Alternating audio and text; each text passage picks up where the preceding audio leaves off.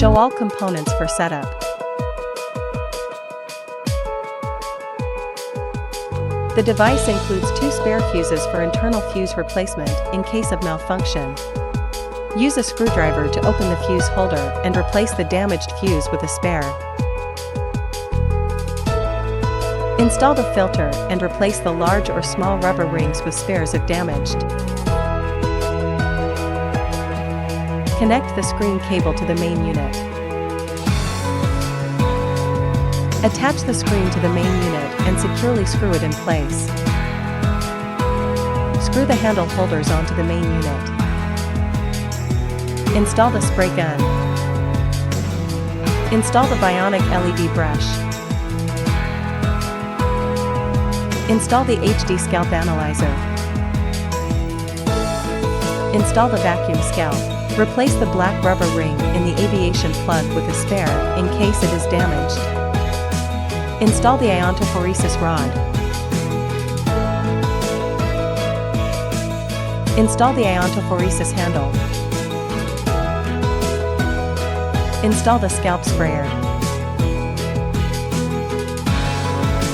Place all handles into their holders.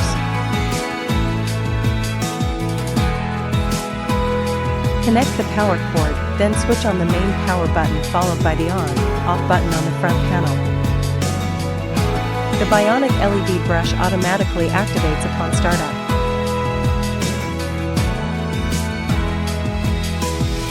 Press the Start, Pause button to initiate the process. Press the Start, Pause button to stop the operation. Choose iontophoresis on the screen.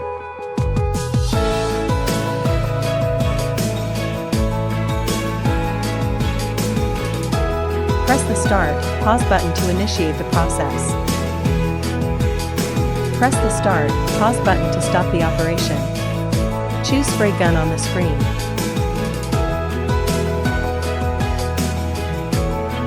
Press the Start, Pause button to initiate the process. Press the Start, Pause button to stop the operation. Choose Vacuum Scalp on the screen. Set the suction intensity based on individual tolerance. Attach the desired tip and a cotton filter to the handle securely.